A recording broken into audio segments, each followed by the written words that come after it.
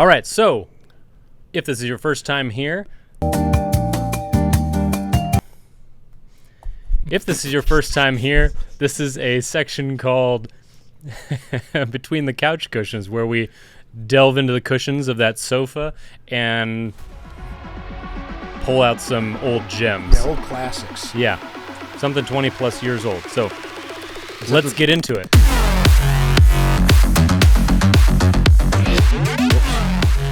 Mine's 15 years old. That's close enough. We'll make an exception. Okay. We'll get into it. My recommendation is a movie called It's Kind of a Funny Story. All right. Now, it's got Zach Galifianakis in it and Emma Roberts. Roberts, she had a little run there where she was like the cutest possible girl to have ever existed. Said Emma Roberts? Emma Roberts, yeah. Okay, I can't picture her. She's it doesn't matter. Look her up. Emma Roberts, Zach Galifianakis. The main character is a kid I don't know the name of, and I've never seen him since that movie. Okay, she looks vaguely familiar. It's a teen angst movie, okay? And now the other night I went through some of my, because I was having this feeling of like, I think there's something valuable in these movies that I used to watch, but I can't remember what it is, and I can't remember which movie has it, so I'm going to just do it all at once. Oh, you're trying to find it? Yeah, so I was trying to find, not necessarily this movie, but I was just had this sense of like, there was something there's important? something here. Yeah, there's something here that's being forgotten or can be looked at again. And so I went through some of the old movies that I watched, the teen angst movies that I liked, and I looked at Perks of Being a Wallflower, irredeemable. Completely from end to end, totally butt cheeks, not watchable, cannot engage with it. There's nothing there at all. It's a bummer when you go back and watch a movie that you loved as an adolescent. I knew it was bad. Like so to give you a little more context. Sure, but you like self-edited a lot of it in your prior worldview. Yes. Like before you were a Christian or when you were a Christian and really not walking with the Lord like I was, and consumed a lot of content that was, in retrospect, not helpful, not edifying. And you go back in the early years of marriage and try and show your wife some of these old gems, and you're like, oh my goodness, I'm so sorry. I forgot that was in here. Yeah. Because it was just, that was normal crap. Yeah. In a movie back then. Yeah. When you didn't care. Yeah, so. I was not at all surprised by Perks of Being a Wallflower because I remember it being that bad. Okay. At the time when I was that way, when I was 16, I was like, this is the coolest thing ever.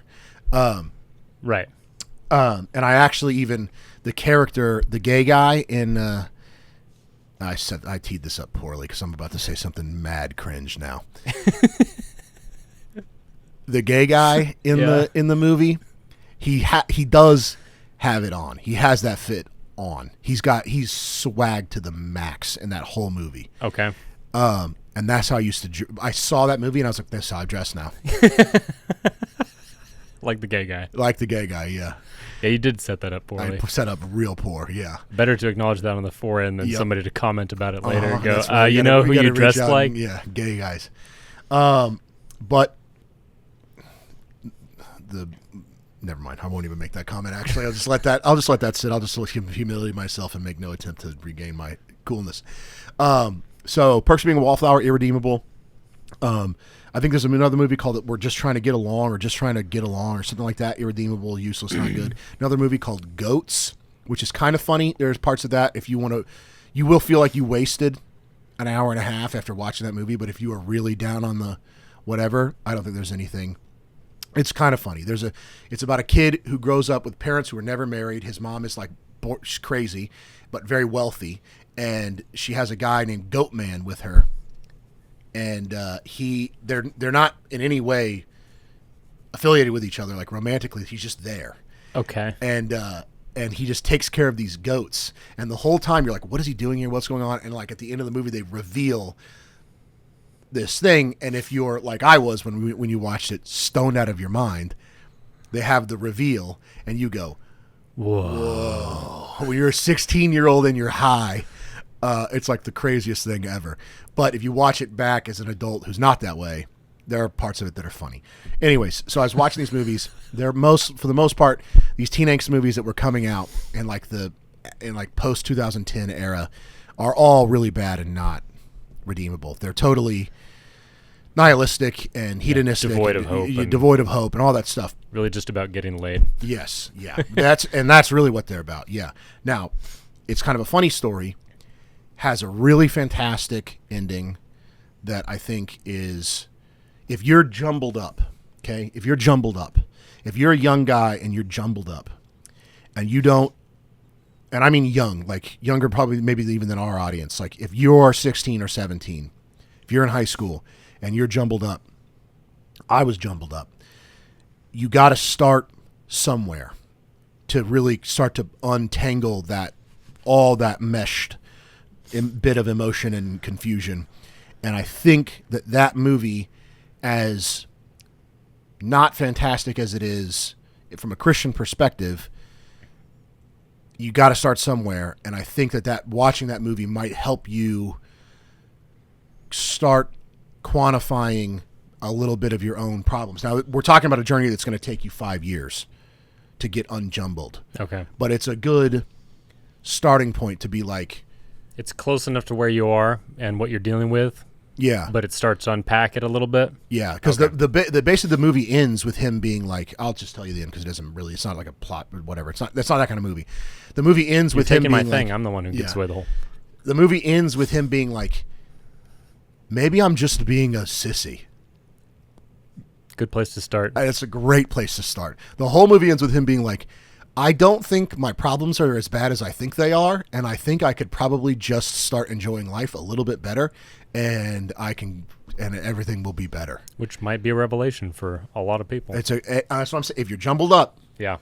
If you are starting from way behind the ball, that is where you're going to have to start. Yeah, just the realization that it's not as bad, most likely, as you. Yeah, and so that's why I think that movie is a great place to start. And Emma Roberts she's cute as can be in that movie. Okay. It's very easy if you're a 16-year-old guy to be and like, it's kind of a funny story. It's kind of a funny story with Zach Galifianakis.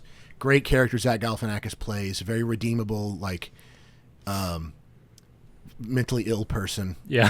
Which is he does it very well. It's very funny. I can see him doing that. Yeah. So it's not a funny story. Good one. It is funny all the way through. I'll say this, you'll understand the movie. You'll understand when you watch this.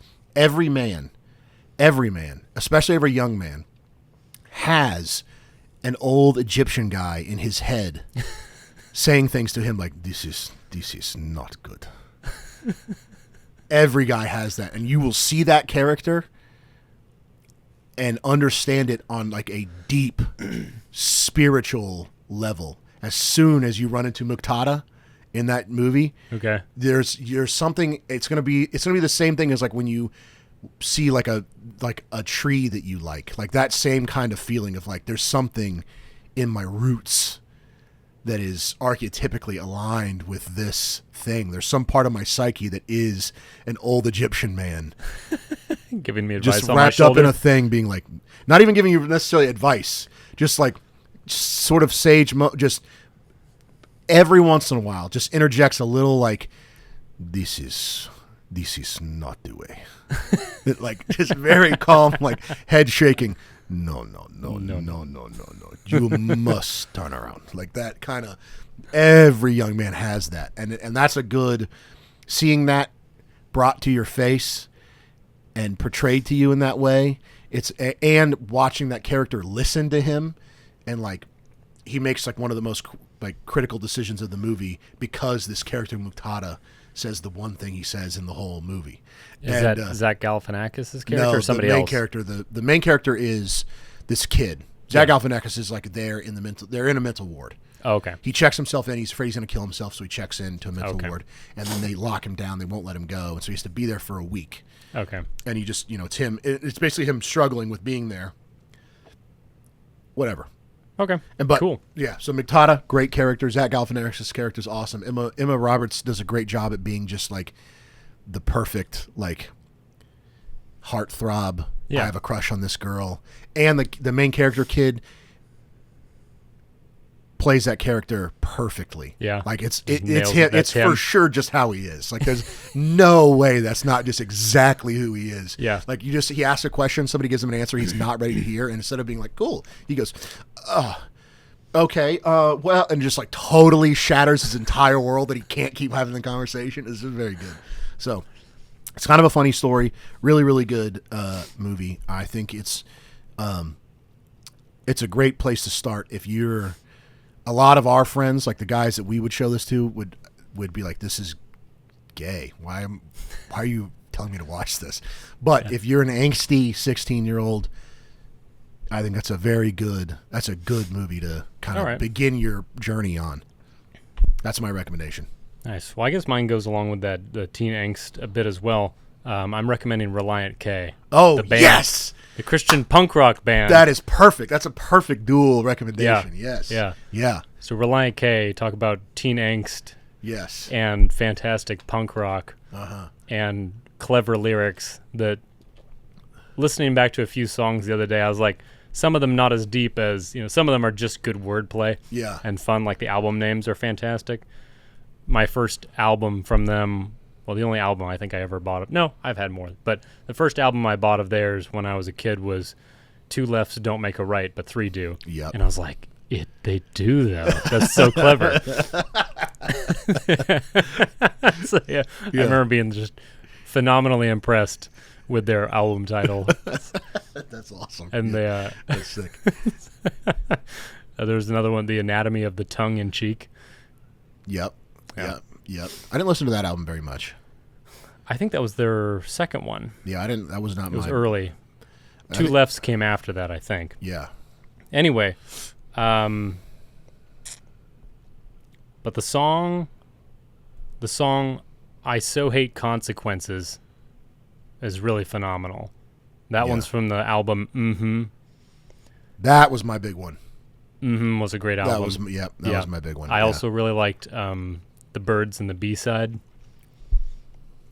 That had the picture of the robin on it. Yes. Yeah, there's a lot of good ones on that one. Yes. But I So Hate Consequences, they do great punk rock in it and whatnot, but then there's a quiet portion near the end where he has just this very quiet, barely singing talk with God, saying basically that he, I'm just going to look up the lyrics because I honestly don't remember. I'm blanking on the lyric names. Hang on a second. There we go. So the lines that I like the best, I think, it says, "When I got tired of running from you, I stopped right there to catch my breath. There your words, they caught my ears. You said, 'I miss you, son, come home.' And my sins, they watched me leave, and in my heart I so believed the love you felt for me was mine, the love I'd wished for all this time. And when the doors were closed, I heard no, I told you so's. I said the words I knew you knew. Oh God, I needed you. God, all this time, I needed you. I needed you. And I so hate consequences. Running from you is what my best defense is. I hate these consequences because I know that I let you down and I don't want to deal with that." So, very good. I have a hard time reading those lyrics. Yeah. Yeah, dude. Now that got me in the car dude. the other day. Re-listening to that, I was like, I forgot that this song was so real. Damn, dude. Yeah, that'll get you. Yeah. You get those things that reach up and get you, bro. Yeah. Especially when it comes out of punk rock and he just is singing quietly, like with piano music saying that part. And then it goes back to the punk rock for the last little finishing part of the song. But anyway. Yeah. Go out and listen to Reliant K, especially the album Mm-hmm. And I'd say stick with Mm-hmm. Start there. They got some clever and fun stuff elsewhere as well, but that's a good one. So anyway, that's our recommendations. This has been Between the Couch Cushions. Thanks for watching.